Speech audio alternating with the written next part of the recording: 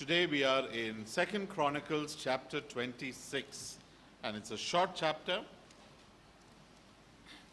27. A short chapter, only 9 verses, and a king who was very, very simple. And that is why we are looking at King Jotham, the king of simplicity. Jotham, the king of simplicity. Jotham is one of the very few kings of whom there is nothing bad written.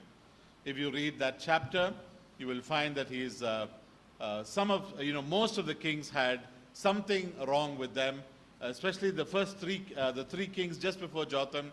They had a lot of good. They started out well, but towards the end of their life, something bad happened. But King Jotham was one of whom there is nothing bad written. Let's read the whole chapter, and I'm going to request, did I ask the housewives captain of Barton House to read last time? No, come. So chapter 27, verse 1 to 9. Come.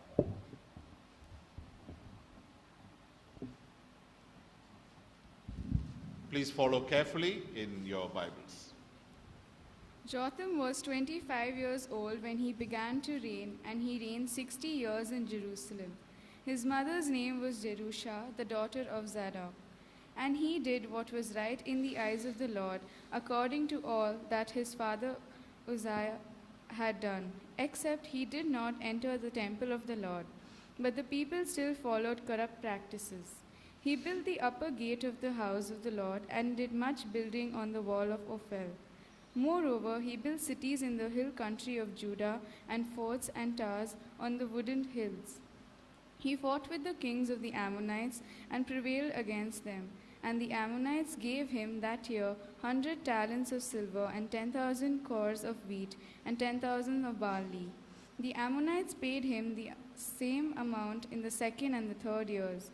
So Jotham became mighty because he ordered his ways before the Lord his God. Now the rest of the acts of Jotham and all his wars and his ways, behold, they are written in the book of the kings of Israel and Judah. He was 25 years old when he began to reign, and he reigned 16 years in Jerusalem. And Jotham slept with his fathers, and they buried him in the city of David, and Ahaz his son reigned in his place. Thank you very much. 2 things about simplicity. Number 1, keep your uncomplicated focus when others don't. Simplicity is about having a single-mindedness, about having your life ordered in such a way that you are very fixed and focused on what God intends for you to do. Jotham was one who had family members, his ancestors, getting distracted by the wrong things. We read of Uzziah and Amaziah and Joash and his forefathers, three different ancestors, going the wrong way. But Jotham was one who chose not to follow that, and he kept his focus straight. We also read that the people around him, look at verse 2, it says, the people still followed corrupt practices. That means the people around Jotham, they chose to follow the wrong things. But Jotham kept his focus. You notice how it says, he did according to all that his father Uzziah had done, except that he did not enter the temple of the Lord. That sounds a little odd if we did not know what happened in the previous chapter. Uzziah overstepped his boundaries. And when he entered the temple, it was not wrong to enter the temple, but Uzziah chose to offer the sacrifice that he was not meant to offer. He overstepped his boundaries. This verse tells us that Jotham decided, I'm not going to be like my father. I'm not going to be like my father. I'm going to make a difference. I'm going to make a change in my life. You see, in the previous chapter we read that Jotham became king even when Uzziah was alive, because Uzziah was a leper. He became a leper. But the good things we read about Jotham was he did much building, which was what he was supposed to do. He had much military success. Again, as a king, he was supposed to do that. That was what he intended to do. And it says the Lord blessed him. Jotham, verse 8, Jotham became mighty because he ordered his ways, verse 6, ordered his ways before the Lord his God. Jotham had no role model, no righteous predecessor. People around him were sinning, but Jotham decided, I'm not going to do the same thing. Boys and girls, very often, people, and even us sometimes, we excuse our behavior by saying, that's all I know how to do. That's how my dad did it. That's how my people do it. That is how my culture teaches me. And so that's how I'm going to do it. When culture is wrong, when people are wrong, when practices are wrong, boys and girls, God gives us the power and the choice to make a change. To make a change. You don't have to follow the wrong practices of culture, of religion, of caste, and of your ancestors, your predecessors. You can make a change. And we should not give excuses. Rather, we should give an explanation. The difference between an excuse and an explanation is, I can explain to people, look, it's tough for me to do this, but I eagerly want to do it even because I want to please the Lord. It's tough because I have no role models. I have no predecessors who have shown me the way. So it's tough. But I'm going to do it because I want to honor the Lord. And you can make that choice, boys and girls, in your life. Even when we become older and we become parents, we may have weaknesses also. As children, you have a choice to make in your life that I'm going to choose not to blame my ancestors, not to blame the people around me, not to blame my culture for my own failings. I'm going to make a choice because I want to please God. Jotham could have easily said, this is all I know. My father, my grandfather, my great-grandfather did it this way. So I'm going to do it this way, and you can't blame me for it. No, he chose not to do that. He made a change. He made a change. We can learn from our predecessors, not just the good, but we can learn from the bad, not to do the bad. I choose not to do it that way. Matthew Henry, who is a commentator of the Bible, said this: we must not imitate the best men and those we have the greatest veneration for any further than they did well. That means we must imitate only what they did well. But on the contrary, their faults and the injurious consequences of them must be warnings to us to walk the more circumspectly, that we stumble not at the same stones that they stumbled at. I thank God for people in our country who made a difference in our lives, who made a difference in the way things are done in our country. They broke tradition. They broke new pathways, and they allowed us to see things in a different light. Boys and girls, you and I also have that choice in your life. Don't ever say, this is all I know, and I don't know how to do it any other way. We can't say that. We can't say that. You can learn from the mistakes of your ancestors and of our culture and make a change in your life. Keep your uncomplicated focus when others don't. Don't blame others for the mistakes. Number 2, keep your uncomplicated focus until the end. The only thing we read about Jotham is that he ordered his way right in the eyes of God. He did what was right in the eyes of God. He was determined to please his God. He ordered his ways. Like a laser focus, a laser light. What's the difference between a laser light and a flashlight? If I beam a flashlight from here, you will not see the end of the flashlight near the door because the flashlight disperses. But if I beam a laser light, that laser light is so focused and consecrated, you will see it right at the end. You and I must have laser sharp focus. Retain its focus all the way to the end. All that Jotham did revolved around pleasing God. Not about people, not about his ancestors, not about following whatever he wanted to do. Jotham decided, I'm going to please God. Jotham's name means Yahweh is perfect. And Jotham decided, I'm going to live according to my name. But some people would say how boring that is. You see, there are people who would say, why don't you try a little? Why don't you explore a little? Why don't you do things differently? Why don't you try this and try that?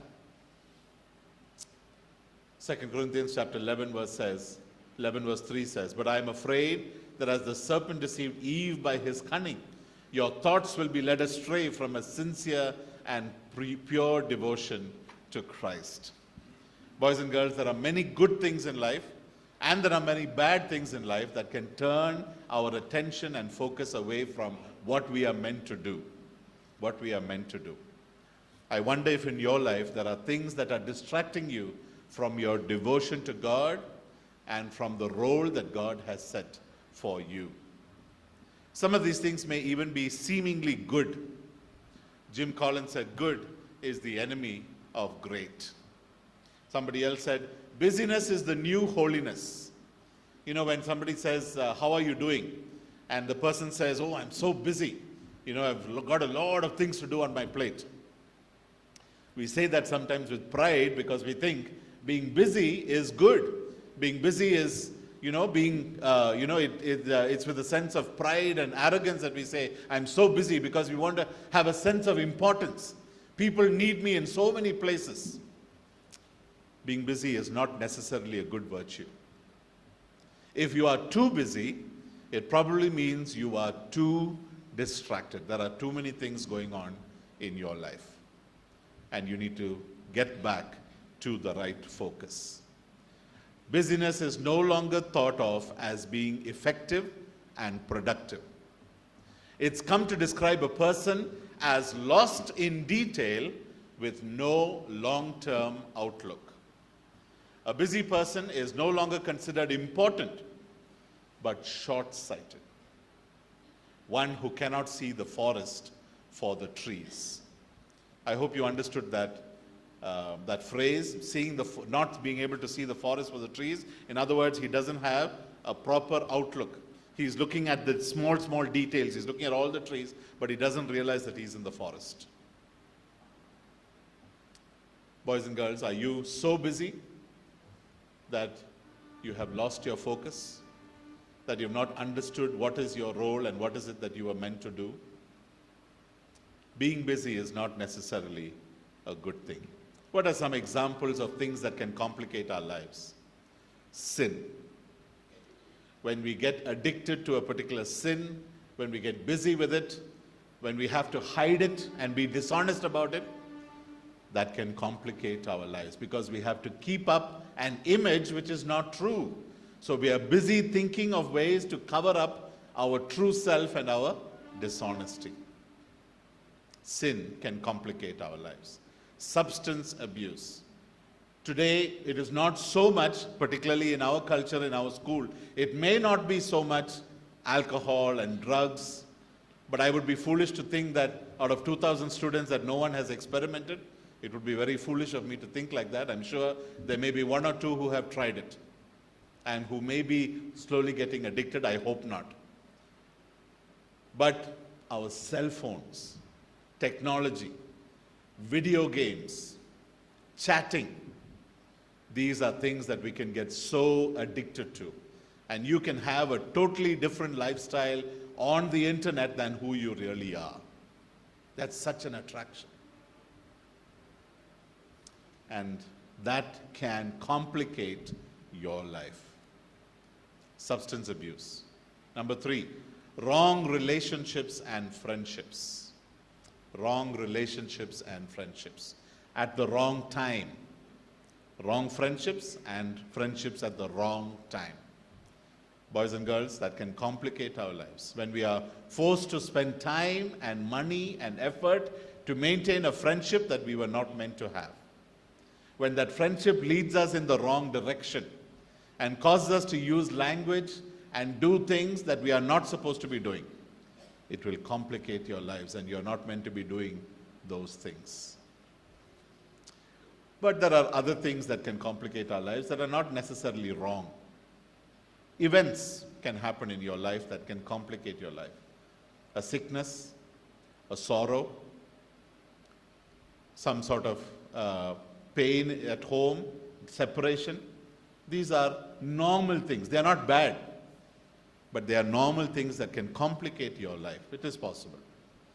And sometimes all of these things can come at the same time. I remember talking to a younger girl in Manipal when I was teaching there, and she was an MBBS student about to graduate and about to get married, and at one point in her life everything was going wrong. Her professors were mad at her and they were not allowing her to pass. Her parents were angry with her because she was not finishing her course. Her fiancé was angry with her because things were getting delayed and things were not going according to plan.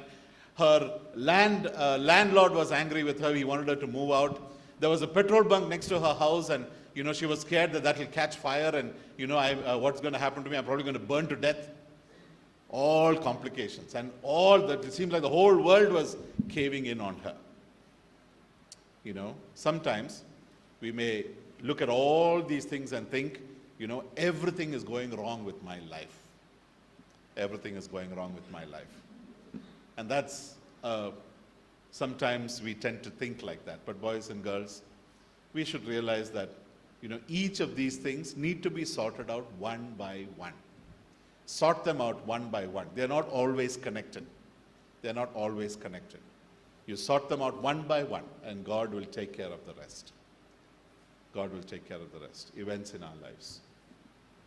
Look at people who are focused. Noah's focus. Build the ark. God told him, Noah, just do one thing. Build the ark. For 120 years, that's all he did. Build the ark. Moses. The one phrase that you will hear about Moses, let my people go. That was the one thing God told him to do. Moses, go and tell Pharaoh, let my people go. That's all you need to do. I will do the rest. God told Nehemiah, go back to Israel, go back to Jerusalem, build the wall. If there's one thing you know about Nehemiah, it's that he built the wall. For John the Baptist, one focus, prepare the way for the Messiah. Prepare the way for the Messiah. Just one focus.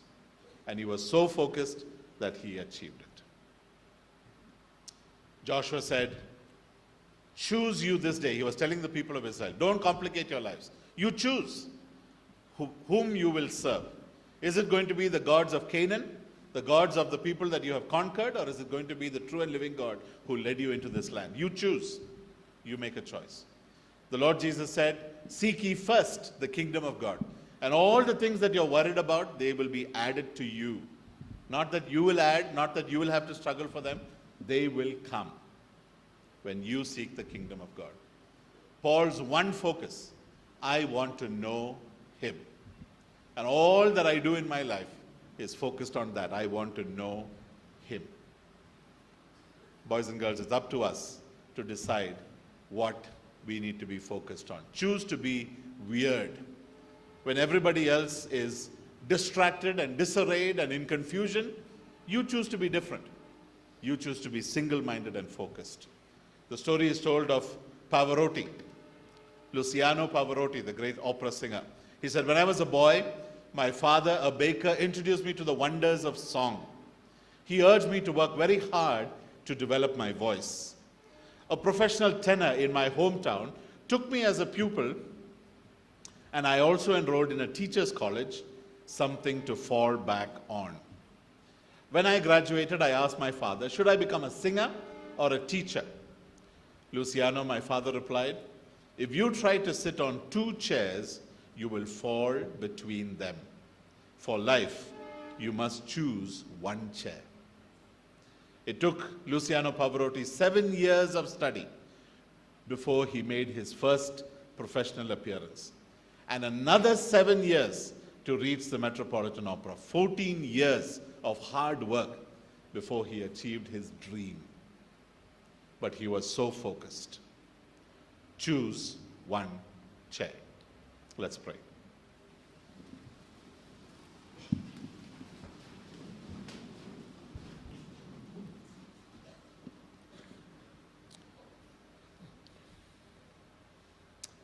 God our Father, we thank you this morning for the example of the Lord Jesus Christ, who was so focused as to why he came. When there were so many distractions and people wanted to make him king and they wanted to make him popular, he realized that that was not why he came. And he was so focused on an intent on going all the way to the cross to save us from our sins. We thank you for that example, and we pray that even in our own lives, every one of us, boy or girl, man or woman, we would realize what is our focus, what is it that you are calling us to do, and that we would stick to that. We pray this in the precious name of the Lord Jesus Christ. Amen.